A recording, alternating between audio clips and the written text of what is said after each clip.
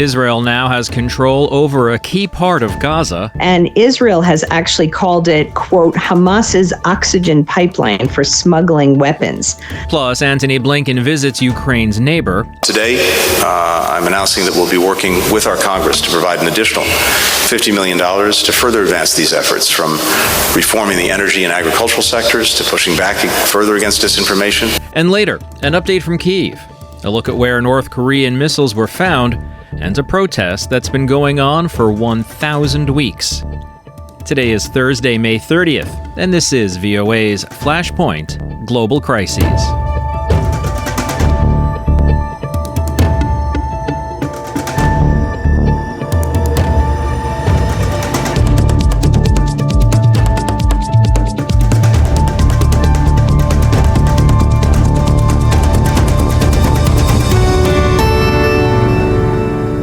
Good evening, I'm Steve Karish in Washington.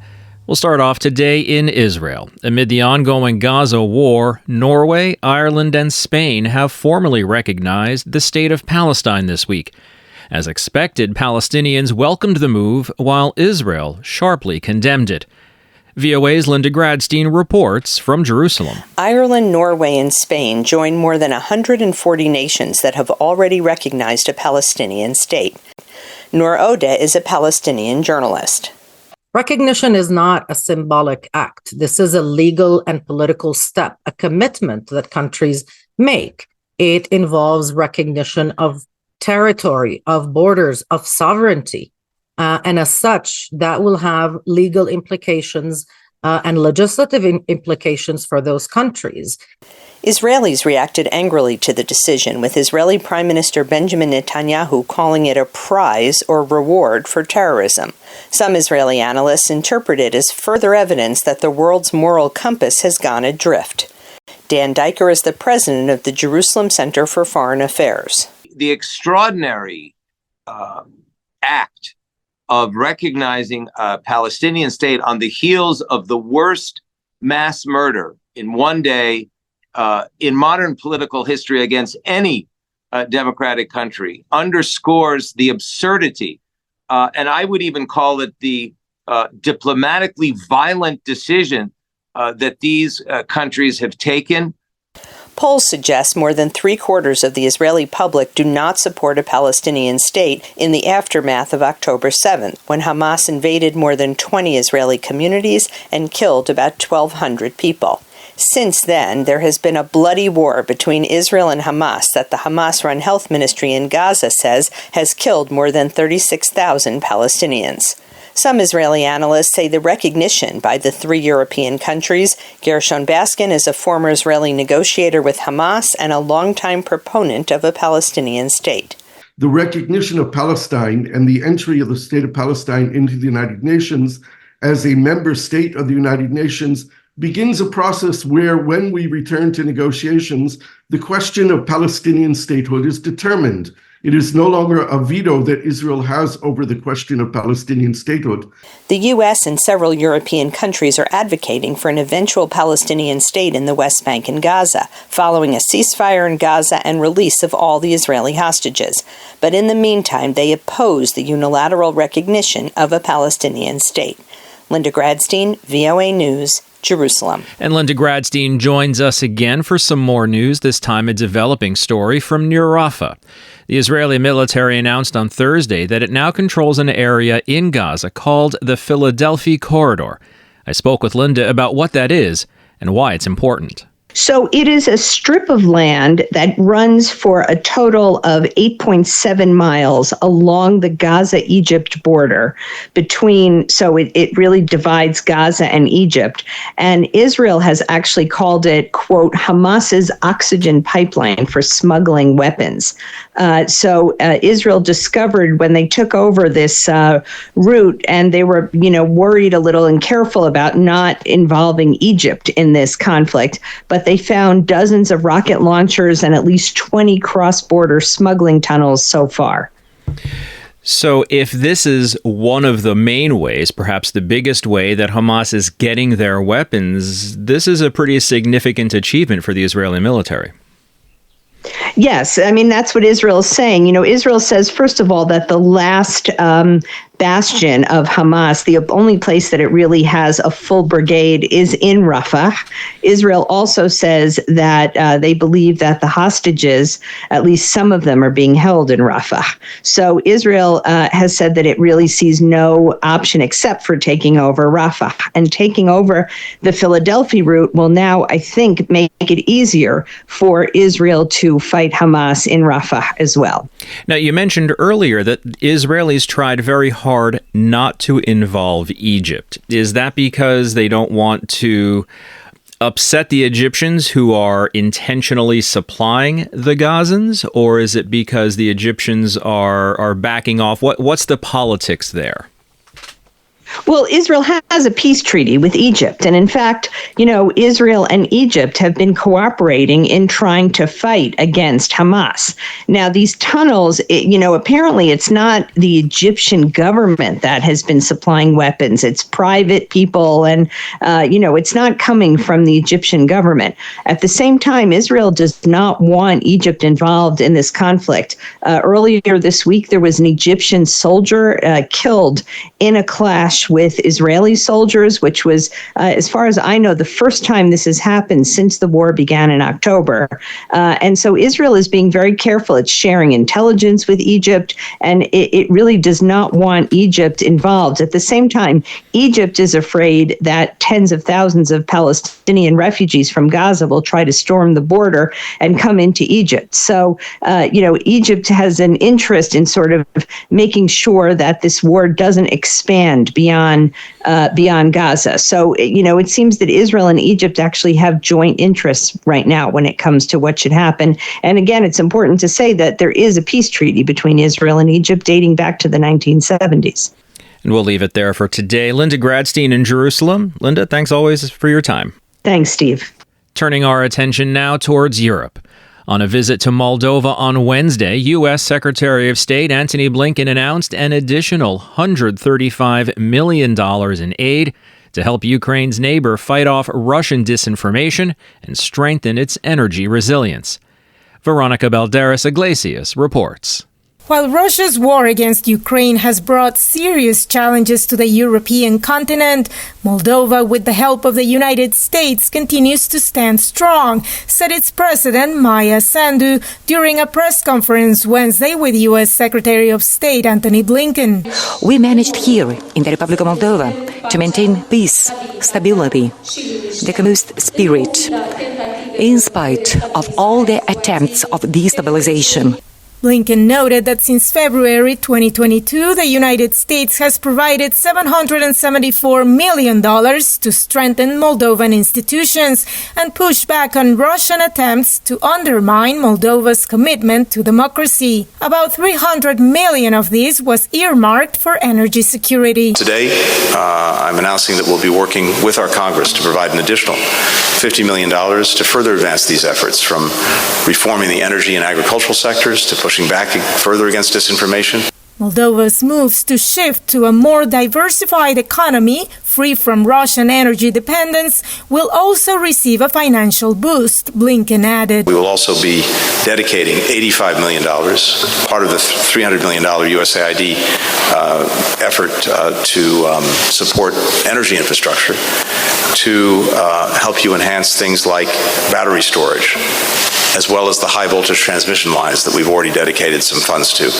As Ukrainians continue battling Russian forces in Kharkiv and other regions, both Blinken and Sandu reiterated their country's support of Kyiv and their commitment to not allow Moscow to continue its aggression against Ukraine with impunity. Veronica Balderas Iglesias, VOA News. Russian forces launched another massive missile and drone attack as Ukraine gets some victories at sea. VOA correspondent Anna Chernikova has the details from Kyiv. Before dawn on Thursday, Russian forces launched a massive missile and drone attack across Ukraine. One of the main targets of the attack was the city of Starokonstantinov in Khmelnytska region, where an airfield is located. In addition, a ballistic missile hit infrastructure sites in Kharkiv. 7 people were injured. The city of Kharkiv remains under constant shelling as Russian forces are trying to break through the Ukrainian defenses, to advance closer to the city. Заслухав доповідь главкома, начальника Генштабу, міністра оборони нашої держави. In his evening address, President Zelensky mentioned that Ukraine is preparing for any further Russian offensive in different areas. Right now, though, the fiercest battles are happening in the Donetsk and Kharkiv regions. Meanwhile, in the early hours of May 30th, explosions were heard in Kerch in the occupied Crimea. Local authorities appointed by the Russian government reported the damage to a vehicle and railway ferries. It is believed to have been caused by Ukrainian attacks. Later, the intelligence service of Ukraine confirmed the destruction of 2 Russian boats and showed a video of the attack. This is another successful sea drone attack by the Ukrainian forces in the past months. While the Russia-Ukraine war shows no signs of ending, 1.3 million Ukrainian conscripts updated their military data through the newly created online service. This is as a part of the new mobilization bill that was signed by President Zelensky in May. According to the new rules, all Ukrainian men from 25 to 60 years old have to update their personal data within 2 months after the bill was signed. The Ministry of Defense says that approximately 27% of those who updated their data currently have deferrals.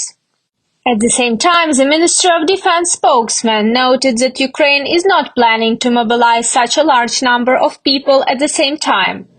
However, it is important that the state has a full understanding of a number of potential conscripts who can join the armed forces when needed. Anna Chernikova, VOA News, Kyiv.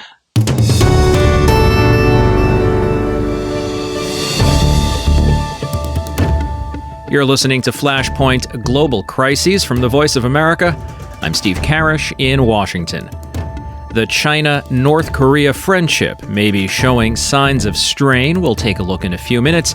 Now, though, back to Ukraine. Anna Chernikova told us how Kharkiv has been under near constant attack for weeks, and that it's the site of some of the worst fighting and most destruction. Despite all this, most residents are still there. Lucia Bakalets talked to some women about why they decided to stay. The volunteers of the Animal Rescue Kharkiv risk their lives to evacuate animals from frontline villages as Russia renews its attempt to seize the Kharkiv region. У нас сотні заявок на телефон гарячої лінії. Yarina Vitantyuk, communications manager for Animal Rescue Kharkiv, says they get hundreds of phone applications. She says people on the front lines were already under occupation in 2022, so everyone fled quickly now, and many couldn't take their animals with them. There are 120 employees and volunteers in the Animal Rescue Kharkiv Center. All have chosen to stay. How can we go if we are needed here, Vitantyuk asks. She says this was their conscious choice in 2022 when the full-scale invasion began. Vitantyuk says her team didn't even have a discussion. They all stayed to save the animals. Vitantyuk says in May they rescued more than 1,000 animals in the Kharkiv region alone. Vitantyuk says they treat animals, find them a new home, and they keep doing as much as they can. She says this is their small contribution to Ukraine's victory. Contributing to victory is also the goal of Maria Kornienko, the co-owner of a Kharkiv bakery which opened 4 months ago. Півроку тому нам озвучили, що ми його виграли. Maria Kornienko, one of the Bulkinsky Bakery's owners, says that 6 months ago they won a grant for small business finance. Without hesitation, she says they decided to open a bakery in Kharkiv. The opening happened as the city was getting shelled. Kornienko said that she recently counted 13 explosions in 1 hour, but she doesn't want to relocate the business. Предлагали виїхати або в Полтаву, або в Київ. Kornienko says donors immediately offered to move the bakery to Poltava or Kyiv, but she says she and the others refused. She says they will keep working for the citizens of Kharkiv as long as they can. The bakery offers more than sourdough bread. Багатоповерхівок, в яких немає газу. Kornienko says people in nearby home have electric stoves, so when the power goes out, people come to the bakery with thermoses for boiling water to make tea or cook some food. Не могли їсти собі приготувати, тому вони знали, що можна прийти до нас в пекарню. Mariana Mats says the reason she doesn't leave Kharkiv is personal. Я не виїжджала з міста, тому що він був тут. Mariana Mats, the widow of a fallen Ukrainian soldier, says that at first she didn't leave the city because her husband was serving in the military on the Eastern Front line. She says he died at the end of last year, but she feels like he is forever in Kharkiv. So staying here is a way for her to be close to him somehow. Now Mariana volunteers for her late husband's unit and says she has gotten used to the explosions. Lesia Bakalets, VOA News. And now to Asia, where tensions between North Korea and China have surfaced publicly this week for the first time in years.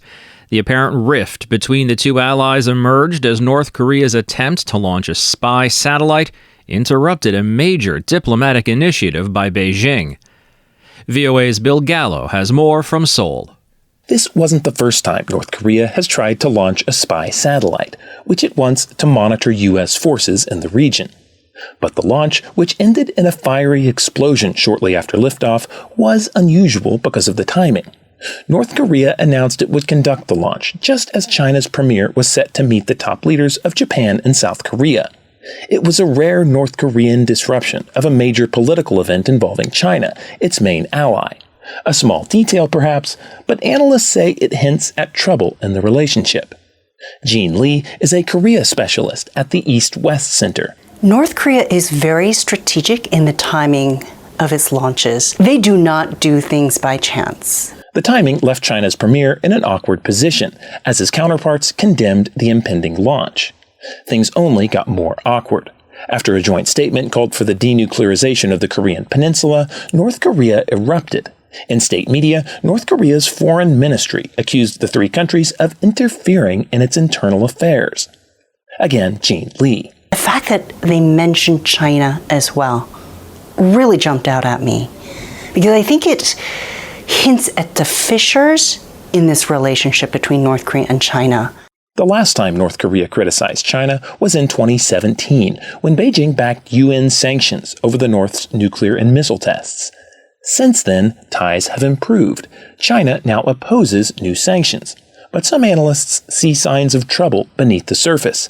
Chinese leader Xi Jinping hasn't met Kim Jong-un in over 5 years. Ramon Pacheco Pardo is a professor at King's College London. I think that if China wanted, and Xi Jinping especially, wanted to show that there is a close relationship between itself and North Korea, Kim Jong-un would have been invited already to China, or have been essentially dragged to China to meet with Xi Jinping, and this hasn't happened. Kim has met with Russian President Vladimir Putin, who now uses North Korean missiles to wage war in Ukraine.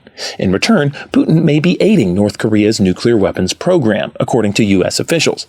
Some analysts say China may be uncomfortable with a significant nuclear buildup on its border, which may help explain the current tensions.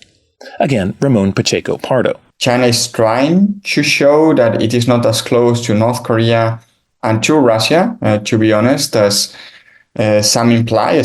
But all three countries have seen their relations with the United States deteriorate, meaning they may continue to find plenty of reasons to cooperate. Bill Gallo, VOA News, Seoul, South Korea. In a related story, the U.S. Defense Intelligence Agency is now confirming that Russia has used North Korean-made missiles in its attacks on Ukraine. The DIA says missile debris found in Kharkiv in January was from a North Korean short-range missile. For more, visit our website, voanews.com. And elsewhere in Asia on Thursday, 14 pro-democracy activists were found guilty in Hong Kong, while 2 were acquitted. Kylie Vaughn has the details. These verdicts in Hong Kong come more than 3 years after police arrested 47 pro-democracy supporters in home raids across the city. They were charged with conspiracy to commit subversion under a national security law imposed by China. Sentencing will come later for those found guilty, with prison terms ranging from 3 years to life for this offense. Emily Lau is a Hong Kong pro-democracy activist. Because right now, There's not much press freedom, not much freedom of expression, and no freedom of assembly, and no freedom of demonstration. People are very frightened.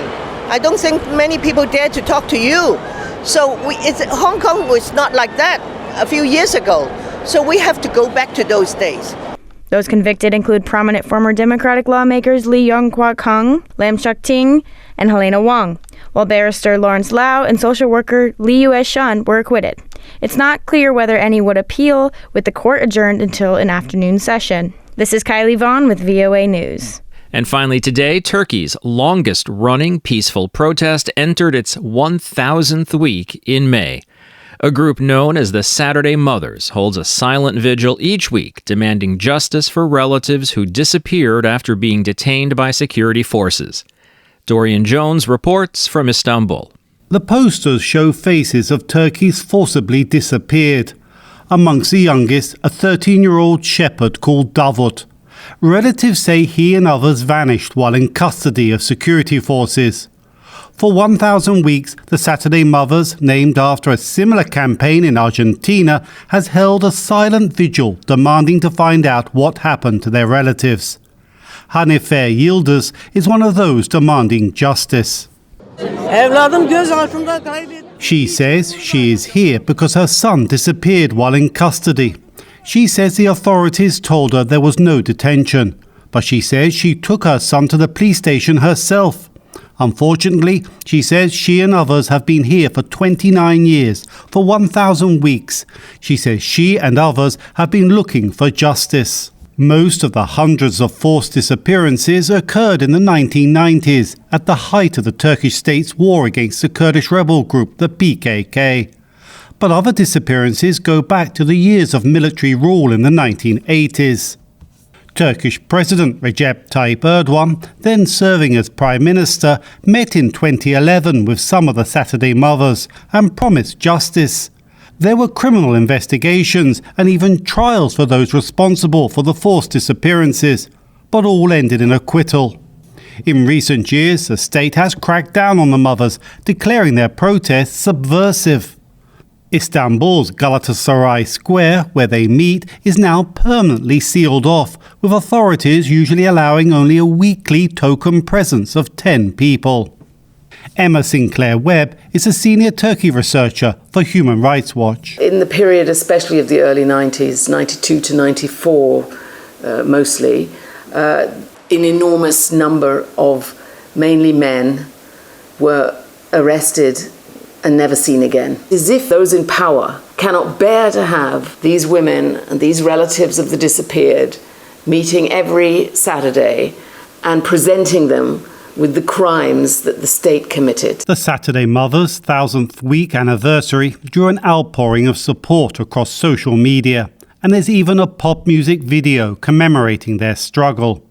A struggle the Saturday Mothers say will continue until they find justice for their lost relatives, says Birsen Karakoç, who's been searching for her brother, Ridvan, since the 1990s. Karakoç says, "We are trying to explain that our disappeared are not orphans. We're trying to learn about their fate." She says we're trying to understand why they were tortured to death. We want justice, she says. That is why we are here every week. For 30 years we have been here, since the first week, and we will continue to be here. At the end of the ceremony, Birsen's brother, Hassan, places flowers to remember the forcibly disappeared, calling out that until all of them are found and those responsible are brought to justice, they will never give up, a sentiment shared by all those present. Dorian Jones, VOA News, Istanbul. And that's going to wrap up today's show. There's more VOA coverage 24 hours a day on our website, voanews.com, and across our social media platforms. On behalf of everyone here at VOA, thanks for listening. Until tomorrow, I'm Steve Karish.